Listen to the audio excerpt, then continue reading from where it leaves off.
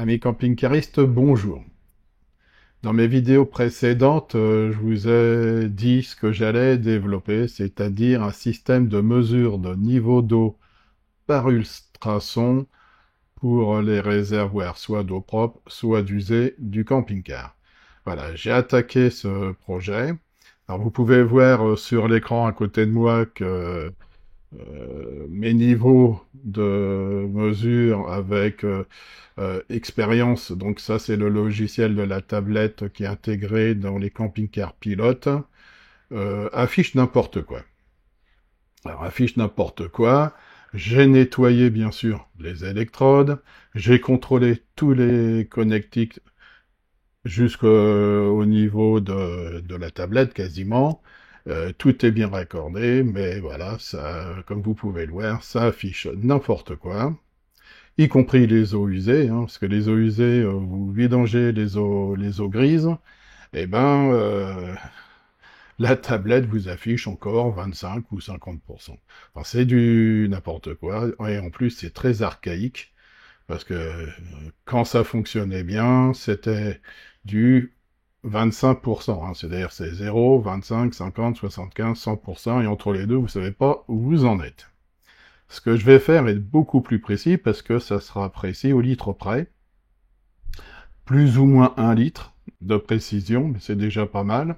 Moi, personnellement, j'ai un réservoir de 120 litres. Si je pouvais savoir qu'il me reste 57 litres dedans, je serais déjà content. Plus de ça, en relevant les informations, vous pourrez vous faire une idée des consommations avant et après une douche, par exemple, et d'une manière très précise.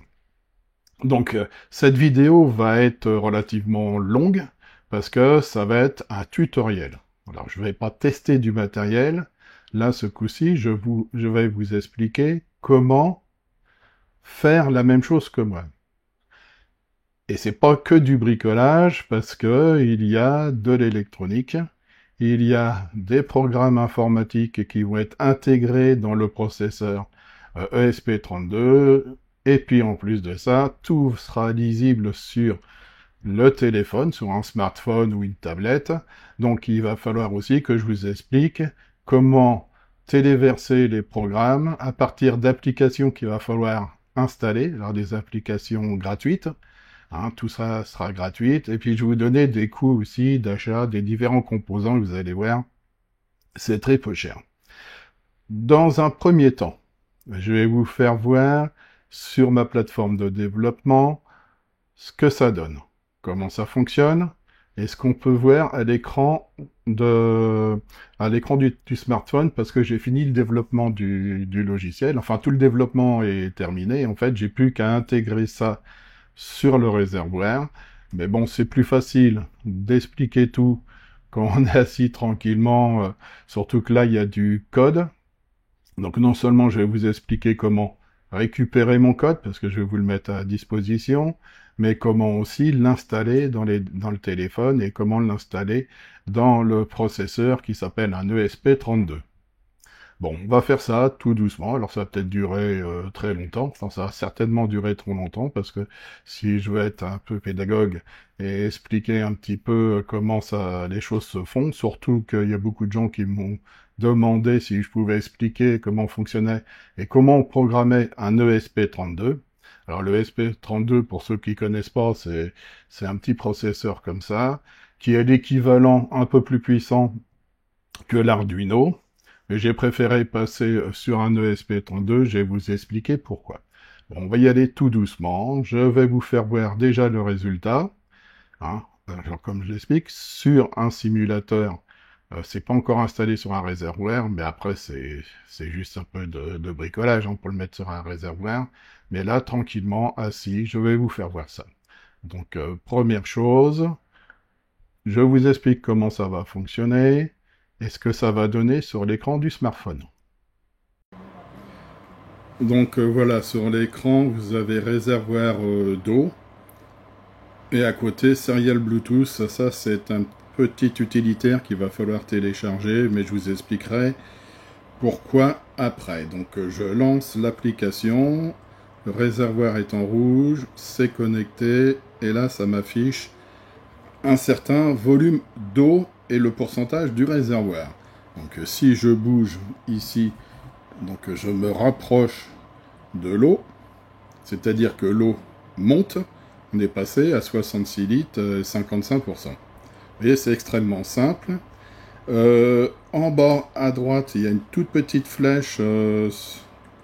C'est comme si on revenait en arrière sur les applications que j'ai utilisées pour afficher, vous voyez, la petite roue dentée qui est la configuration. Ça, c'est pour éviter de toucher sans le faire exprès. Donc si on clique sur la synthèse vocale est désactivée. Voilà, donc j'ai mis une petite synthèse vocale histoire que ça soit sympathique. Donc dans la partie haute, vous avez la longueur du réservoir.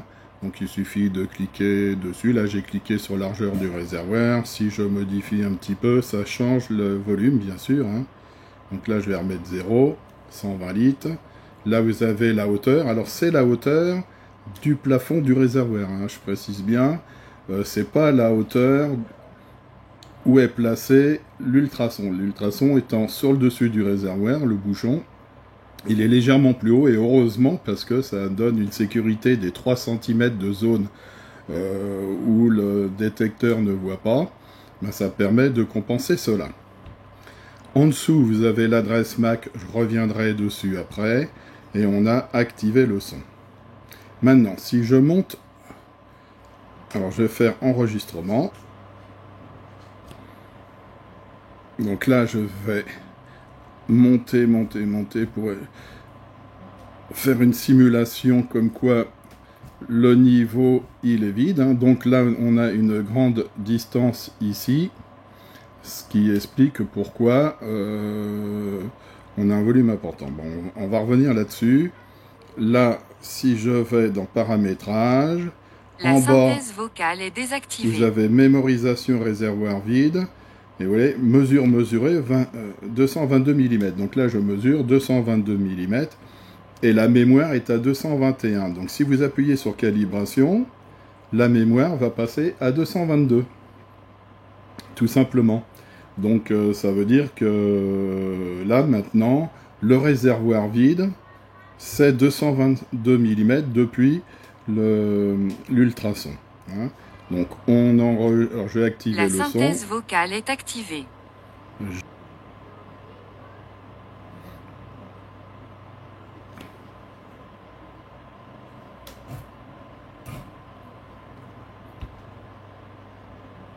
Bon, là, j'ai un volume donné de 35 litres, 29%. Quand vous remplissez le réservoir, vous avez remplissage du réservoir. Si j'appuie dessus, il fait une surveillance. Et là, il surveille le niveau qui monte ou qui descend. Litres. Et le système va me dire, toutes les 3 secondes à peu près, le volume. Donc, si 35 litres. Voilà, si je diminue, voilà, je vais me mettre un peu plus bas. Voilà, je remplis mon réservoir. Donc là, l'eau monte. Voilà. 79 litres. Là, on va arriver à 119 litres. Voilà, 119 litres.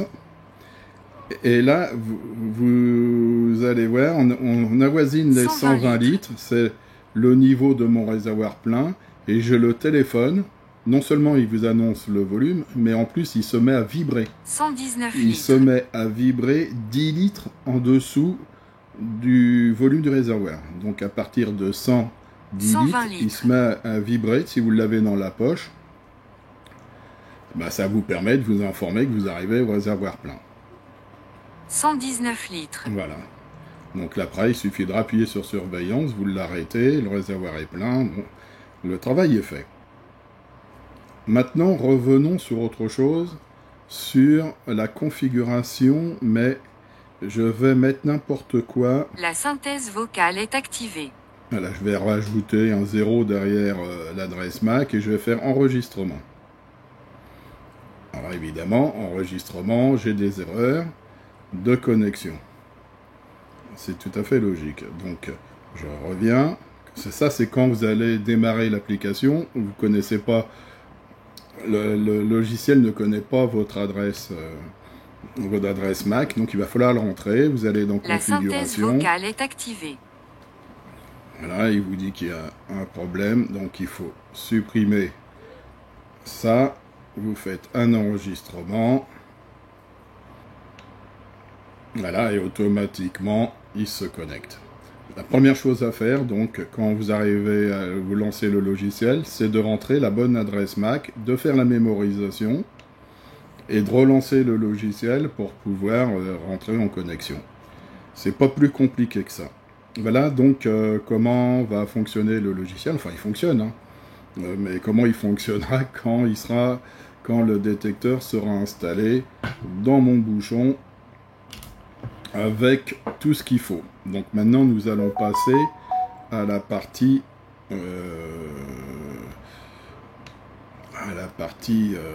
programme et tout ça pour arriver à ce que je viens de vous faire voir. Pour que ça fonctionne, que faut-il faire? Alors dans un premier temps, il faut acheter un peu de matériel. Alors, qu'avons-nous besoin pour réaliser donc cette mesure de niveau par ultrason? Mais déjà un processeur. Alors moi j'utilise des processeurs ESP32. Bon, j'utilise aussi des Arduino, mais le ESP32 pour ce type d'application est plus facile à utiliser. Je vous l'ai fait voir, c'est déjà ça.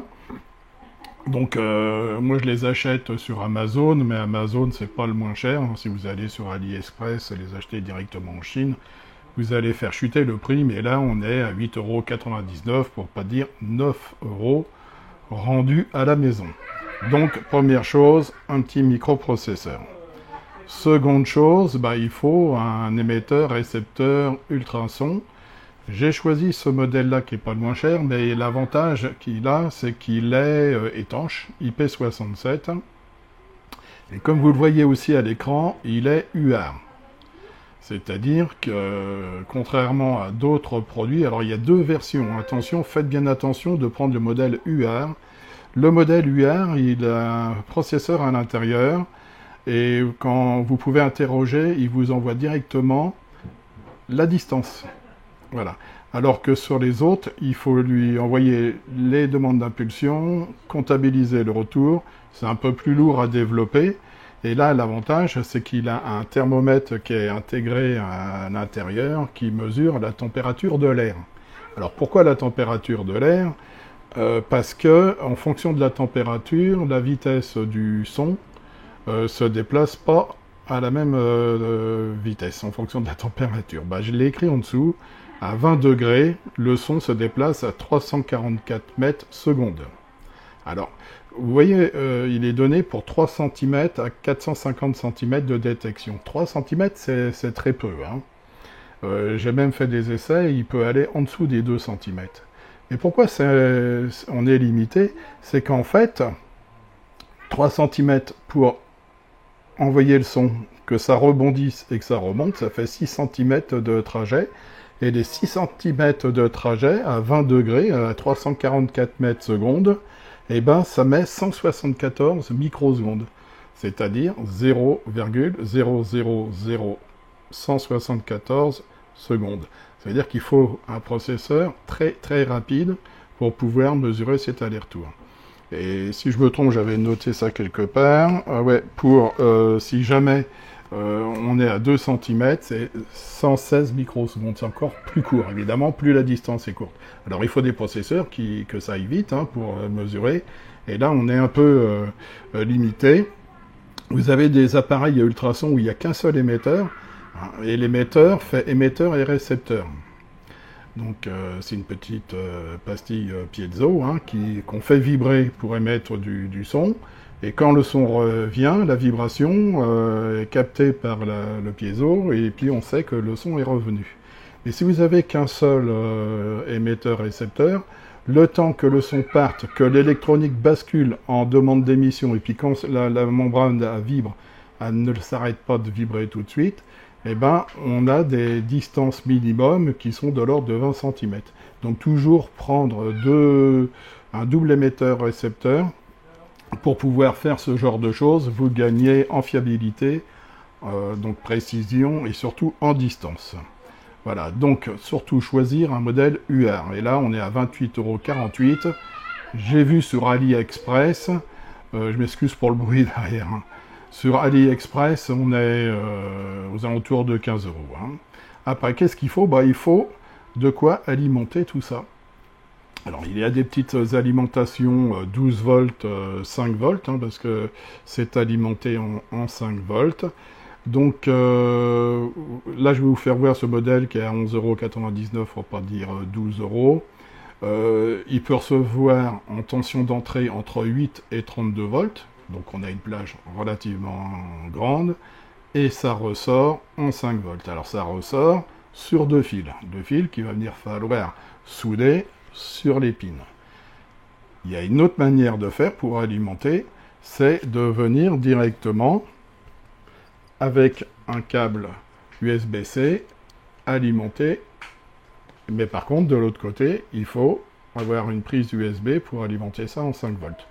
Bon, ça dépend un petit peu de la configuration que vous avez dans votre camping-car. À mon avis, le plus simple, c'est la version précédente avec les deux fils. Voilà. Alors, si on prend juste ça, si vous achetez ça sur Amazon, vous êtes un peu en dessous des 50 €. Et vous avez tout quasiment. Hein. Alors, qu'est-ce qu'on pourrait rajouter là-dessus? Je vais vous faire voir. On pourrait rajouter des petits pins. Alors, ces petits pins là, c'est ça. Si vous ne voulez pas souder directement sur le processeur les fils qui partent, hein, parce qu'on ne va pas mettre une platine électronique, un PCB là-dessus, on va directement, il y a 4 fils qui vont partir directement, les prendre directement sur les pins. Alors vous pouvez acheter ça, là, ça vaut 12 € la boîte, alors vous en avez 10 fois de trop, hein, pour pas dire 100 fois de trop, mais vous soudez là-dessus, et vous venez l'enclencher, l'emboîter là-dedans, et ça évite de souder directement sur le processeur et d'éviter de surchauffer le processeur. Moi, c'est ce que j'utilise en règle générale pour mes circuits imprimés. Jamais je soude le processeur dessus directement, j'intercale ça entre les deux, et surtout, ça permet de pouvoir le remplacer facilement si jamais il y a un souci dessus. C'est jamais arrivé, hein, que ce soit Arduino ou ESP, à moins de faire une erreur de branchement, ça n'arrive pas. Donc, on peut acheter ce genre de choses. Bon, évidemment, il faut mettre 11 € pour avoir une boîte qu'on ne va pas utiliser tout le temps. Et dernière chose, bah moi j'ai préféré remplacer mon bouchon pour pouvoir le faire directement sur un nouveau bouchon, comme ça si jamais j'ai un problème, j'ai toujours l'autre qui reste. Donc ça c'est un bouchon d'un réservoir Promen, ça c'est ce que j'ai dans mon camping-car, diamètre 125, ça vaut 32,20 €. Le bouchon à lui seul il vaut plus que l'électronique quasiment. Et puis voilà, on va venir poser dans le creux ici l'émetteur. De l'autre côté, on va mettre le processeur. On pourrait même mettre l'alimentation ici, mais là, je la mettrai à l'extérieur. Et petite chose aussi à acheter en plus, c'est de pouvoir couler tout ça dans de la résine. Comme c'est creux, on coule de la résine dessus et on est tranquille. Si jamais il y a de l'eau, surtout qu'on est à proximité, ça ne viendra pas dessus. Là, il va falloir faire 2 trous pour les émetteurs-récepteurs ultrasons, hein, avec des trous plus gros en dessous, parce qu'il y a un angle de diffusion, et nous allons regarder tout ça après. Voilà pour ce qui concerne l'investissement à faire pour pouvoir faire fonctionner ce système, puisque le programme, les logiciels sont gratuits. Je vais vous donner le code, il suffira d'injecter le code. Alors pour injecter le code dans ce processeur-là, vous mettez un câble USB, de l'autre côté vous allez sur le PC. Alors soit le câble c'est un mini USB-C ou un classique, un USB 3, peu importe. Le logiciel lui reconnaît, vous lui dites quel port vous utilisez, et puis vous envoyez, hein, vous téléversez exactement le programme là-dedans, et puis c'est fini. Donc on va voir ça après. Donc une cinquantaine d'euros pour pouvoir recevoir sur son téléphone les niveaux en direct, comme vous avez vu, avec le pourcentage, paramétrer son réservoir pour s'adapter à ce que vous avez, et puis déclencher des alarmes quand vous le passez en mode remplissage. Quand le niveau arrive au niveau du haut de votre réservoir, il se met à vibrer, et il peut même vous dire toutes les 3-4 secondes quelle est la quantité d'eau que vous avez dans le réservoir. C'est assez sympa à faire, Voilà, je vous garantis que je m'amuse bien là-dessus. Donc, continuons un petit peu sur l'aspect, maintenant qu'on a vu le côté financier, l'aspect technique. Voilà, dans un premier temps, vous avez l'encombrement donc du détecteur à ultrasons. J'ai mis deux petites flèches vertes pour vous faire voir où sont placés les émetteurs et les récepteurs. Et puis de chaque côté, il y a deux petites oreilles pour fixer avec des vis de 3.2 M3 sur le bouchon. Voilà, donc ça c'est pour les encombrements. Là, vous voyez l'ESP32, hein, le petit processeur, et vous remarquerez que sur le processeur, vous avez des références. Si on va tout à fait en haut à gauche, vous avez le 3,3 volts. Après, vous avez des noms P26, P27, et puis tout à fait à droite, le 5 volts. C'est là que si on veut alimenter en 5 volts à partir du petit transfo que je vous ai parlé, il va falloir aller souder le fil rouge plus. D'ailleurs, j'ai mis un petit rond rouge au-dessus pour vous dire que c'est le fil rouge. Et en bas à gauche, le green, la masse, fil noir, en P22. Alors là, on est à l'envers, hein, mais le rond vert, c'est le pin 22, hein, le GPIO 22, et vous avez le GPIO 21 avec le fil bleu. Tout ça, ça va aller se raccorder tel que vous allez le voir. Voilà. Alors là, j'ai redessiné, moi, quand je fais du montage, hein, j'ai déjà une trame où j'ai dessiné toutes les références des pins, parce qu'il faut pas se tromper, évidemment. À la limite que vous inversiez, vous voyez, vous avez le TX de l'émetteur qui va sur le pin 21, et le RX fil vert qui va sur le pin 22.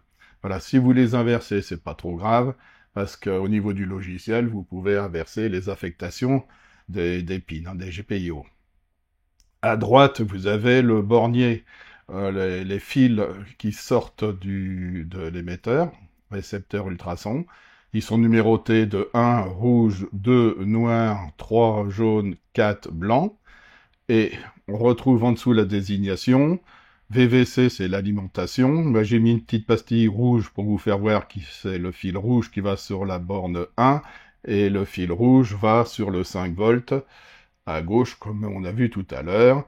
Le GND, bah, lui, c'est la borne 2 de l'appareil qui va sur le GND noir de l'ESP32 et de l'ultrason. Tout simplement, le RX, qui est la borne 3 jaune de l'ultrason, va, lui, sur la borne 21, que j'ai représenté avec un trait bleu sur le dessin.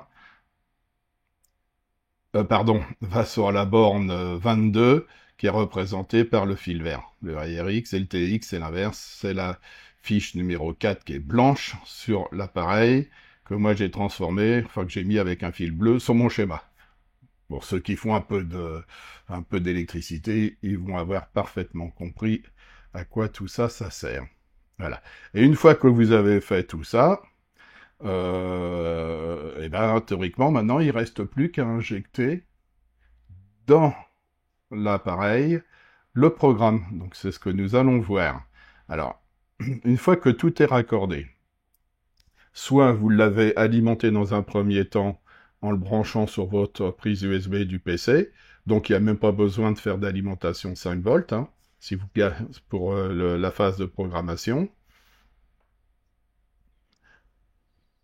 Et on va voir comment déjà contrôler quand c'est branché et quand on a téléchargé le programme, comment contrôler que l'appareil envoie bien régulièrement la hauteur en millimètres, puisque le SP32 ne fait que ça. Tout le logiciel est dans le téléphone. Ah, bien évidemment, moi je parle de SP32, mais ceux qui ont l'habitude de travailler avec des Arduino, on fait exactement la même chose avec l'Arduino. La seule difficulté qu'il y aura, c'est que ça rentrera pas dans le bouchon du réservoir, puisque les platines Arduino sont beaucoup plus grosses. Voilà, chacun fait selon ses habitudes, c'est le plus simple. Alors, je suis revenu un petit peu sur le schéma, là. Moi, je me suis aperçu que j'étais pas vraiment très clair. J'ai l'air dessiné d'une autre manière, ce qui me semble comme ça beaucoup plus simple. En haut à droite, donc vous voyez le connecteur que vous avez sur l'émetteur-récepteur à ultrasons avec les fiches 1, 2, 3, 4. Les couleurs, ce sont rouge, noir, jaune et blanc. Alors moi, le blanc, je l'ai transformé en gris pour que ce soit évidemment visible. Et voilà, vous avez tout simplement à faire ça. Vous partez du blanc-gris pour aller sur la pin 21, le pin 3 jaune sur le pin 22, et en haut, vous avez le pin 1 qui est l'alimentation 5 volts de l'ultrason. Bah, vous allez le chercher sur la pin 5 volts de l'Arduino, et pour la masse, le moins, c'est la même chose, borne 2 sur green. Alors des greens, vous en avez, enfin des masses, vous en avez un peu partout sur cet Arduino-là, pardon, pas cet Arduino, ce ESP32. Donc là, je me suis mis en haut pour que ce soit plus simple, il n'y a pas de fil qui se croise. Bien évidemment, si vous alimentez pas le système par la prise USB-C, il faut amener du 5 volts directement sur le fil rouge et noir, le plus et le moins. C'est pas plus compliqué que ça, et là je pense que c'est plus clair. Je vous le mettrai en téléchargement également. Alors évidemment, pour réaliser tout ce que je vais vous montrer, il y a un prérequis qui est de savoir installer un logiciel sur un PC, savoir ce que c'est qu'un port com, souder des fils, bon, un peu d'électricité, quoi. Dans un premier temps, donc vous allez installer l'environnement de développement IDE Arduino. Alors il faut aller sur le site www.arduino.cc/en/software/ comme vous le voyez à l'écran. Je vous mettrai le lien. Une fois que cela est fait,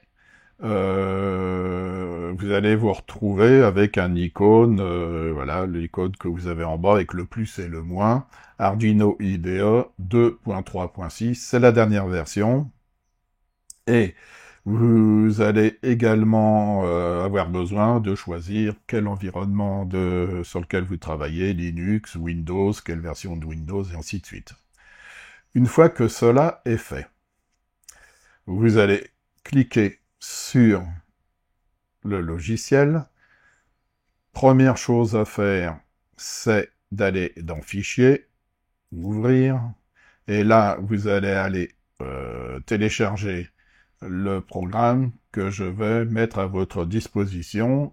Alors, avec l'environnement Arduino, dans le dossier document, il y a un sous-dossier Arduino, et dedans, vous pouvez mettre le fichier, si vous le souhaitez, le ranger à cet emplacement-là, bien sûr. Une fois que vous allez avoir cliqué dessus, eh ben, vous allez vous retrouver avec des lignes de code, comme vous voyez ici à l'écran.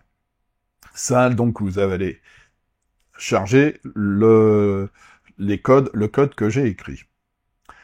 Autre chose à faire, il faut que vous sélectionnez dans Outils. Si vous descendez, vous avez la carte, et dans la carte, il faut aller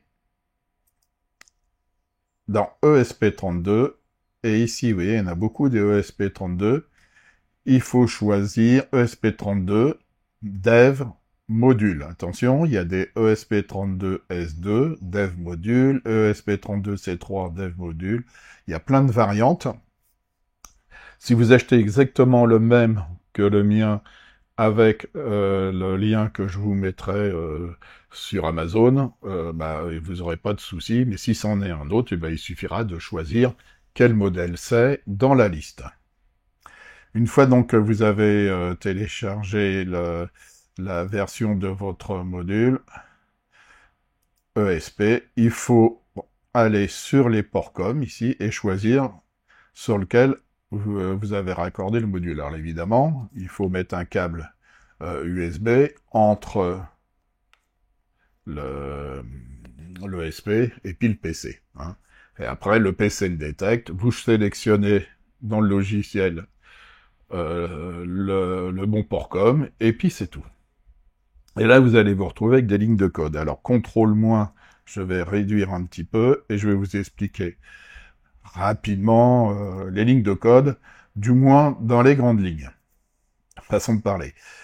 Ligne 1, ça c'est pour télécharger. Alors, faut savoir que quand on développe, il y a des outils qui sont à votre disposition pour faire différentes choses. Et ces outils, c'est Include. Et là, il y a un outil qui s'appelle Bluetooth. Alors, vous pouvez voir tout un tas d'outils sur le côté qu'il faut installer. Mais normalement, vous n'aurez pas besoin d'installer Bluetooth Serial parce qu'il est dedans. De toute façon, vous pouvez faire une recherche sur le Bluetooth. Et si je fais pas de faute de frappe. Alors, vous avez un Bluetooth ici où j'ai mis ma flèche là. BLE.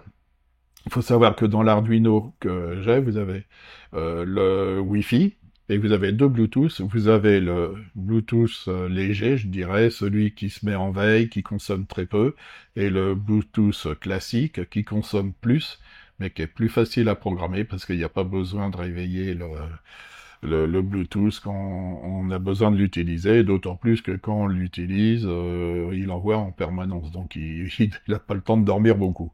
Voilà, donc tout ça, ça pose vraiment pas de problème. Vous avez les outils à gauche pour les installer. Alors je remets, voilà, vous avez ici installé, par exemple, si cette librairie-là, bon, c'est pas Bluetooth, mais c'est autre chose, il suffit de cliquer sur installer. Voilà. En ligne 3 et 4, c'est l'affectation des pins. On a vu que tout à l'heure, vous pouviez, vous deviez souder des fils entre l'ultrason et l'Arduino, et ben voilà, si jamais vous êtes trompé, ben là vous mettez en ligne 3 22 et en ligne 4 21, et vous inversez le RX et le TRX et le TX. C'est pour ça que je vous ai dit tout à l'heure, si vous vous trompez, c'est pas un gros problème. Bon, là, Bluetooth Serial BT, bah, c'est le serial classique que j'utilise. C'est une déclaration. Hein. En ligne 8, je fais 8 mesures de niveau et je fais sa moyenne avant de l'envoyer sur le Bluetooth. Pourquoi? Bah, ça permet de lisser si jamais ça bouge un petit peu, qu'il y a des vagues. Ça permet donc d'avoir une moyenne et de lisser un petit peu. Ça, c'est le compteur pour faire les boucles. Ça, c'est les mesures de distance. Alors ça, tout ça, ce sont des déclarations de variables. Hein.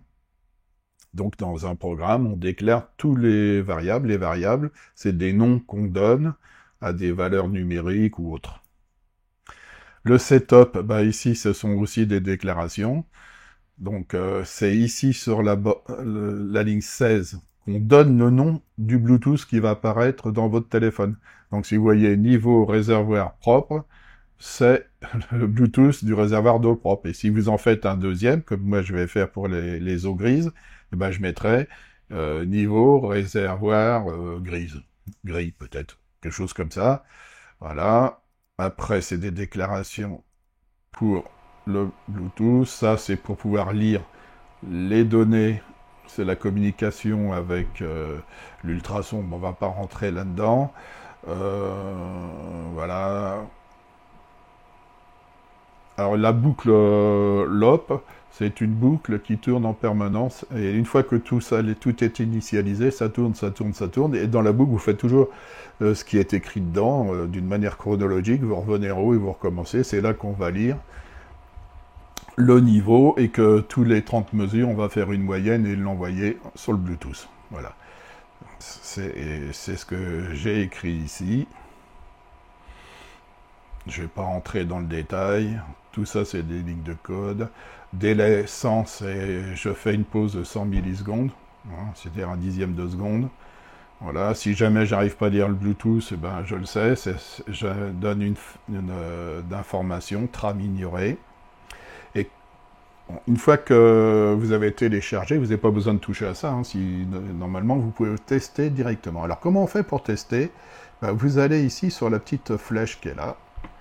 Ça s'appelle téléverser. Alors vous pouvez aller aussi sur croquis et téléverser. C'est la même chose. Donc quand vous téléversez, je vais le lancer. Je vais agrandir en bas, voilà. Et là, il est en train de compiler le programme, le logiciel. Donc il fait en sorte que mes lignes de code soient compréhensibles pour le processeur. Et une fois qu'il va avoir terminé ça, il va téléverser le programme qu'il va construire dans le processeur. Donc là, il est en train d'écrire le programme. Voilà, là, il se met sur le code. Et là, vous voyez, vous avez les pourcentages qui s'affichent. Ben, c'est les pourcentages d'envoi du programme dans l'Arduino. Alors, les vitesses pour faire tout ça dépendent aussi un peu de la puissance de votre PC. Hein. Vous inquiétez pas, si c'est très long, moi j'ai un PC très puissant, avec des processeurs rapides, donc ce qui fait, c'est que les calculs se font plus vite, évidemment. Hein. Donc là, on a téléversé 100% dans le processeur. Hein. Bien sûr, il a fallu raccorder par un câble sur le PC. Et là, vous avez en haut à droite, je vais agrandir, toutes les mesures qui sont faites. Alors là, distance 98, et puis de temps en temps, vous voyez distance moyenne qui apparaît toutes les 30 mesures. Donc là, je vais changer la hauteur. Toc, vous voyez, là, on a changé, on est passé à 69. Voilà, je vais monter un peu la hauteur. Voilà, 179 mm. Donc l'ultrason mesure 179 mm de distance entre ce qui percute. Alors soit c'est de l'eau s'il y a de l'eau dans le réservoir, soit c'est le fond du réservoir. Tout simplement. Et à chaque fois que la moyenne est faite, on envoie l'information sur le Bluetooth. Alors, maintenant, ce que nous allons faire, là on voit qu'on envoie des trames, mais est-ce qu'on les reçoit bien sur le téléphone? Eh oui, parce que il faut contrôler aussi ce point-là, chose que nous allons faire. Donc là, le téléversement est fait. Si ça fonctionne bien, si on le reçoit bien sur le téléphone, vous n'avez plus besoin de toucher à ça. On peut fermer et passer au contrôle sur le téléphone. On voit ça tout de suite. Voyons maintenant comment contrôler que le Bluetooth arrive bien sur le téléphone. Vous voyez à l'écran, j'ai Serial Bluetooth. Donc c'est un petit utilitaire qu'on installe sur les téléphones qui permet de voir les flux d'informations qui circulent sur le Bluetooth. Alors des serials, vous en avez pour différentes choses. Le Bluetooth LE et aussi pour le Wi-Fi. Donc il faut aller dans Play Store pour ceux qui ont des appareils sous Android. Bien évidemment, ceux qui sont sous Apple, avec la moitié de pomme, là, ben, ça va être compliqué, hein, y compris les applications sur PC, si c'est Apple ou si c'est au niveau des téléphones. Donc après, qu'est-ce qu'on fait? Une fois qu'on a... Ben, il faut aller sur le logiciel de téléchargement. Donc voilà, Play Store, et on tape Serial Bluetooth Terminal, et on voit le petit dessin, là, jaune, avec le Bluetooth bleu dessus, et c'est ainsi qu'on sait que c'est le bon utilitaire à charger. Une fois qu'il est chargé, voilà, je vais vous mettre à l'écran, on le lance. Une fois qu'il est lancé, on va dans Device, vous avez tout ce qui est mémorisé dans votre application, enfin dans votre téléphone. Là, je suis sur Starlink et je vais mettre réservoir au propre. Et tout de suite après, une fois que vous avez cliqué, toc, et vous voyez les 122 mm, 120 mm, 121, et ainsi de suite. Alors j'oubliais aussi, la première fois que vous vous connectez, il faut aller dans Bluetooth et puis appairer le téléphone et comment dire, et la carte la carte ESP32, parce que sinon, si vous les appareillez pas, eh ben, vous le verrez pas apparaître. Donc là, on voit qu'on est à 120, 121 mm. Évidemment, la précision, comme je le disais, il est de 1 à 2 mm, plus ou moins. Et vous avez aussi, là je ne bouge pas, là. Hein. Donc 1 ou 2 mm, ça c'est la précision. En fonction du volume de votre réservoir, vous faites le calcul, mais grosso modo, c'est moins d'1 litre de précision. Hein. Mais là, les petites variations que vous voyez à l'écran, c'est l'hystérésis. Alors, l'hystérésis, qu'est-ce que c'est? Eh ben, c'est des variations de mesure. Hein. Même si tout est bien fait, si tout est, comment dire, bien calibré. On n'a jamais dans un capteur toujours les mêmes valeurs, malgré que ça rien ne bouge. Malgré qu'on fasse du lissage. Vous voyez, là, j'ai du 120 mm pendant un bout de temps, mais l'hystérésis fait que ça bouge toujours, un peu. Donc vous avez une erreur sur la mesure, et vous avez des variations de mesure qui sont liées à différents phénomènes, comme je disais, les variations de tension sur le capteur, les différents parasites qu'on peut avoir dans les fils, les variations de température aussi, parce que, bon là, ça varie pas d'un enregistrement à l'autre, mais bien que ça soit contrôlé, hein, comme j'expliquais, la vitesse du son dans l'air varie en fonction de la température. Donc évidemment, ça peut aussi faire quelques variations. Mais là, on est dans des niveaux de précision, je dirais extrêmes, rien à voir avec ce qu'ils nous donnent dans le camping-car ou au doigt levé, vous savez pas à 20 litres près ce que vous avez dedans. Voilà. Donc là, on voit très bien sur l'application, eh ben, que le SP32 envoie bien en Bluetooth régulièrement, toutes les X secondes, les valeurs. Tout simplement. Maintenant, on va passer à la phase suivante, c'est-à-dire l'installation du logiciel sur le téléphone pour pouvoir suivre tout cela. Alors, dans un premier temps, il va falloir installer sur votre smartphone le petit utilitaire que vous voyez à l'écran, qui s'appelle MIT-AI2 Compagnon. Alors, voilà, vous avez repéré l'icône, il faut toujours aller dans Play Store, et puis faire une recherche pour pouvoir télécharger MIT AI2 Compagnon. Le Compagnon s'écrit d'une manière euh, pas française, mais c'est comme ça que ça s'écrit. Voilà. Une fois que c'est installé, il faut après faire aussi une configuration sur le PC. Nous allons voir ça tout de suite. Alors, concernant l'application PC, il faut aller dans appinventor.mit.edu, comme éducation. Vous vous enregistrez. Une fois que vous êtes enregistré, moi, vous voyez, je l'ai mis ici dans ma barre des tâches. Et là, j'ai créé des applications. Donc, on va cliquer dessus. Et vous allez voir, il va m'afficher mon interface qui m'est personnelle. Et avec tous mes programmes qui sont dedans, il va lancer automatiquement, le dernier programme sur lequel j'ai travaillé. Donc là, voilà, j'ai tous mes programmes et il va charger le dernier. Voilà, ça, c'est le programme de réservoir d'eau propre. Voilà donc l'application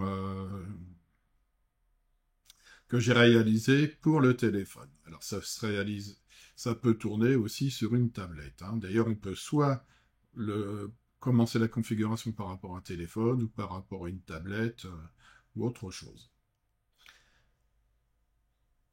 Vous avez une interface graphique. Alors, je ne vais pas rentrer dans le détail de la programmation parce que c'est un truc gigantesque. Je vais juste vous faire voir comment ça fonctionne dans les grandes lignes pour vous donner peut-être envie d'aller un peu plus loin. Puis surtout pour vous donner les informations pour télécharger ça sur le téléphone. Alors, au niveau de l'interface graphique, on peut mettre dessus tout un tas de choses. Alors, on glisse ici des propriétés, des images, des labels, tout ce qu'on veut.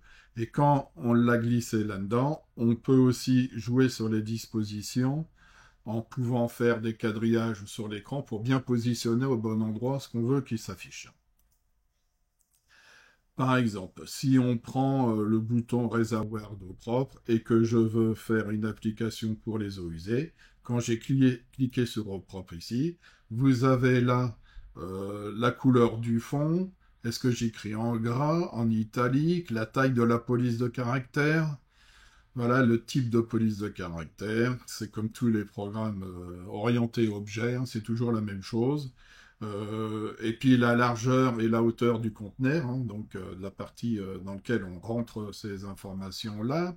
Et le texte, bah, par exemple, ici, je vais mettre eau grise, par exemple.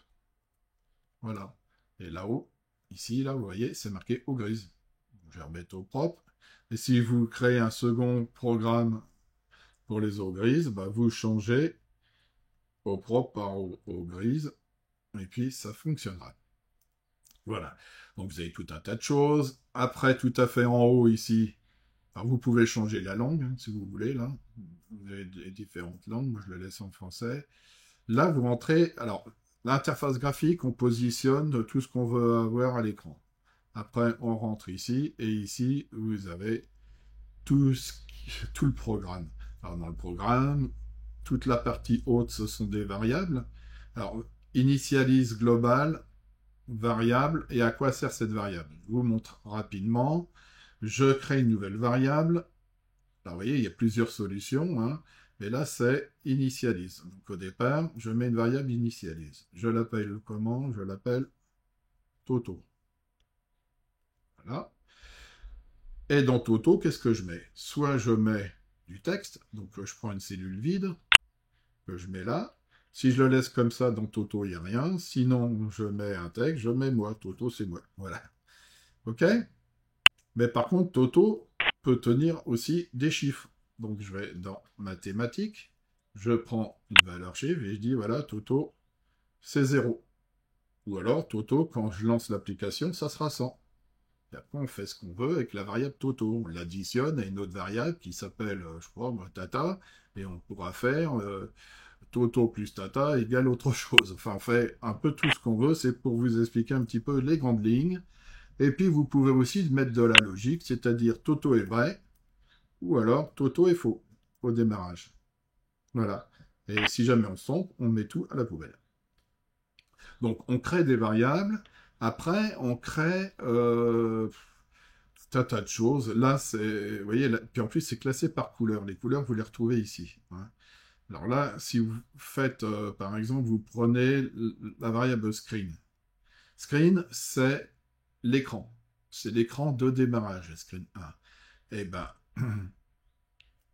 quand l'écran de démarrage s'initialise, c'est-à-dire que quand vous lancez l'application, ben, la première chose que fait l'application, il charge les variables dans la route et il vient là-dedans. Alors là, ça pose problème. Vous voyez, il y a une croix rouge. Pourquoi? Parce qu'il y a deuxième variable initialise. Là, si je la balance, vous voyez, là, la croix rouge ici, elle a disparu. Et dedans, je fais tout un tas de choses. Je demande la permission au Bluetooth. C'est-à-dire que la toute première fois que vous allez lancer l'application, on va le voir après, il va vous dire, est-ce que j'ai la permission, il demande ça au téléphone, de communiquer avec le Bluetooth? Est-ce que je peux utiliser le Bluetooth de ton téléphone? Voilà. Après, bon, ça, ce sont toutes les configurations qu'on va rentrer. Longueur du réservoir, largeur, hauteur. Alors, si à l'origine, il n'y a rien, ben, il va mettre 110. Vous voyez? Si valeur tag non présente, 110.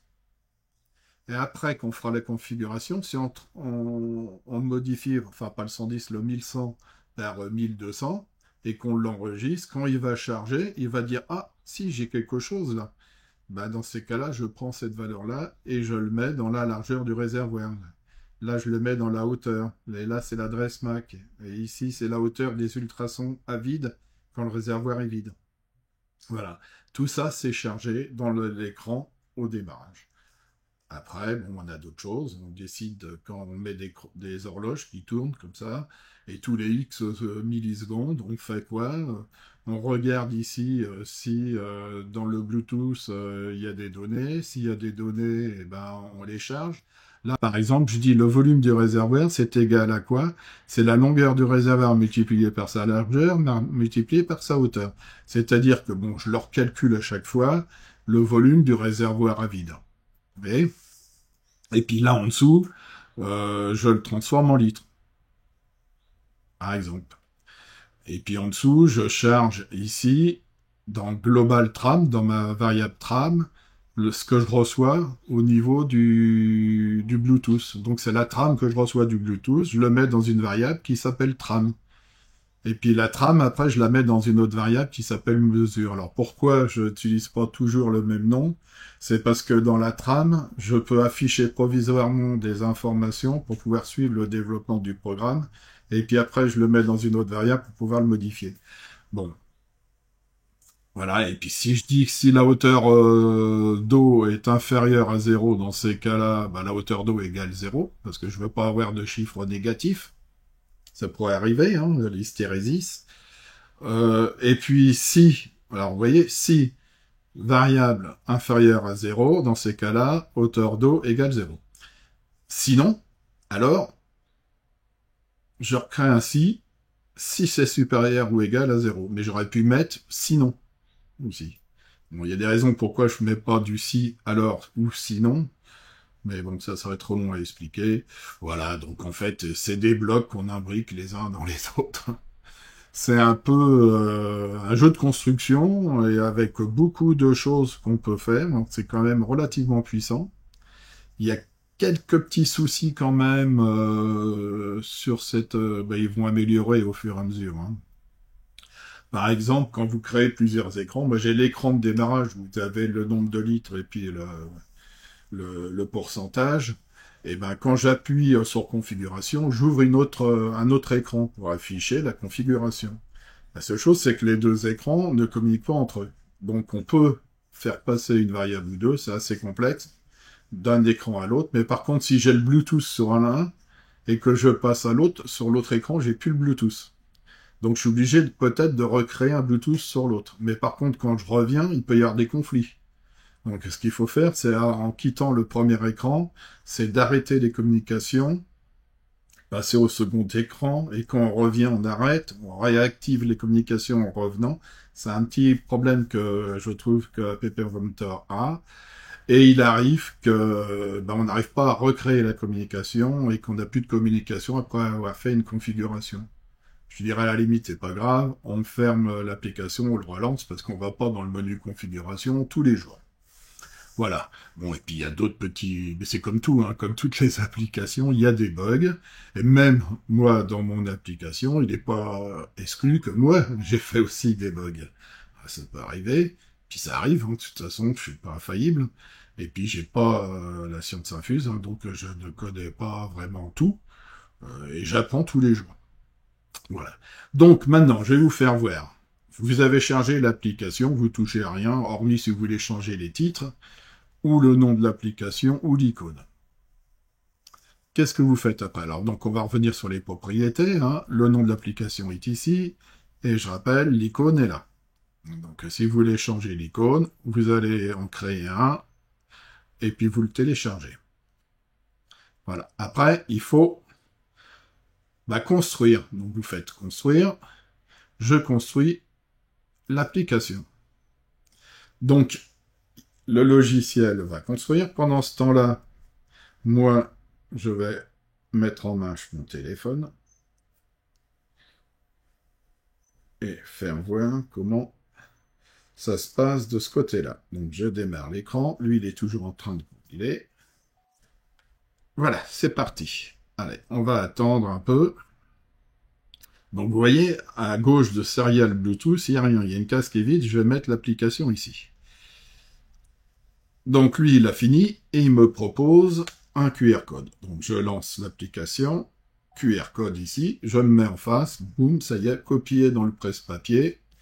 Et là, on va installer. C'est simple, hein. Qu'est-ce qu'il dit? Est-ce que je télécharge? Oui. Le nom de l'application, on n'y touche pas. On ne peut pas changer le nom du fichier, ça sert à rien. Ouvrir le fichier.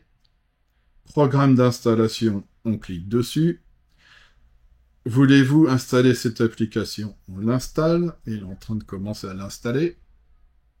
Il me demande d'analyser, surtout il faut le faire, parce qu'il contrôle s'il n'y a pas de virus, sinon il ne voudra pas l'installer. Hein. Si vous dites non, il ne veut pas. Et après, il demande si vous voulez installer. Voilà, donc je lance l'application. Toc, ça passe au vert, réservoir est passé en vert, ça veut dire qu'on est connecté, et puis on voit les informations qui apparaissent. Si jamais je bouge un petit peu le niveau, voilà, ça bouge. Et si je passe en mode remplissage, donc en appuyant dessus, on passe en surveillance, et là, régulièrement, il va me lire le niveau. 107,8 litres. 107,8 litres. Voilà. 90%. 107,8 litres. Là, je vais bouger un peu le niveau sur mon simulateur. 120,1 litres. Voilà. Et mon téléphone se met à vibrer. Pourquoi? Parce que j'ai dépassé les 110 litres. Hein. Si on va dans configuration, Vocale est activée. voilà, on voit qu'on a 119 litres.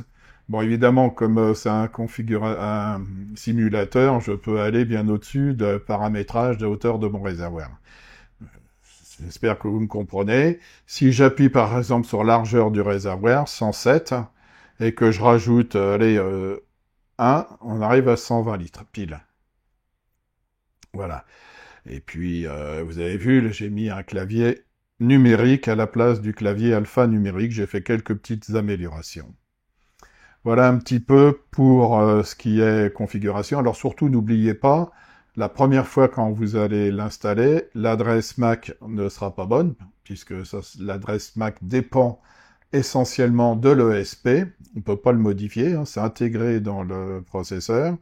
Donc il faut que vous puissiez le lire depuis votre téléphone, hein, récupérer l'information, je vous ai fait voir ça, et puis la rentrer ici. Tout simplement, vous faites enregistrement, vous éteignez le logiciel parce qu'il va se planter, hein, c'est normal, et vous le relancez, il va redémarrer, et puis vous allez lire les informations.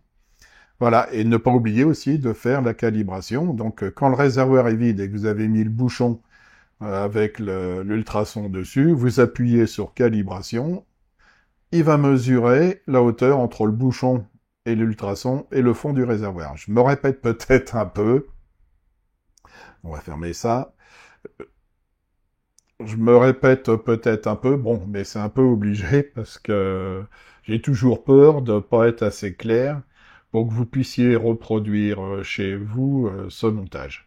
Alors, je vais m'arrêter là pour aujourd'hui parce que je suis en vacances, je suis pas en camping-car. Le mois de juillet-août, je prends pas le camping-car, je laisse cela à ceux qui travaillent.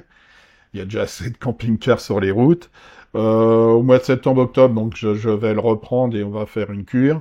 Et à ce moment-là, je vous ferai voir comment j'ai mis dans le bouchon tout ce qu'il y a à mettre, c'est-à-dire le SP, le simulateur, les fils raccordés, mais tels que c'est là, il n'y a pas grand-chose, l'alimentation et un peu de résine dessus pour que tout ça ne bouge pas avec les vibrations et soit protégé de l'humidité. Voilà. Mais ça, vous n'avez pas besoin d'attendre que j'ai fait mon montage. Avec ce que je viens de vous donner aujourd'hui et ce que je vais mettre en ligne, alors je vais mettre ça sur un drive quelconque où vous allez pouvoir télécharger. Et puis à partir de là, vous pourrez jouer un petit peu avec tout ça. Déjà, achetez les composants, faites les raccordements électriques, et puis faites les essais, et après vous l'installez sur un bouchon, soit votre bouchon d'origine, ou soit vous faites comme moi, vous en achetez un autre.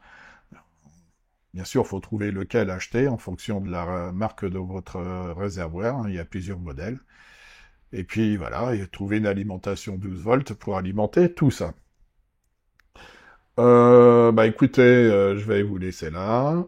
J'espère que c'est clair. C'est vrai que c'est pas facile.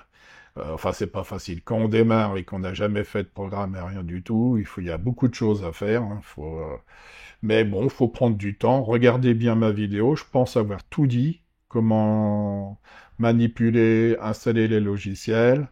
Et puis écrivez-moi. Il y a pas de problème. Je vous répondrai. Voilà, je vous dis à la prochaine. Et bricolez bien. Et dites-moi surtout ce que vous en pensez. Et si ça fonctionnait, il n'y a pas de raison que ça fonctionne pas. Franchement, puis vous en avez pourquoi une cinquantaine d'euros, ça vaut le coup parce que franchement, surveiller son remplissage au moment où on remplit directement sur son téléphone, moi je trouve ça assez sympa. Voilà, allez, à plus, à la prochaine. Au revoir.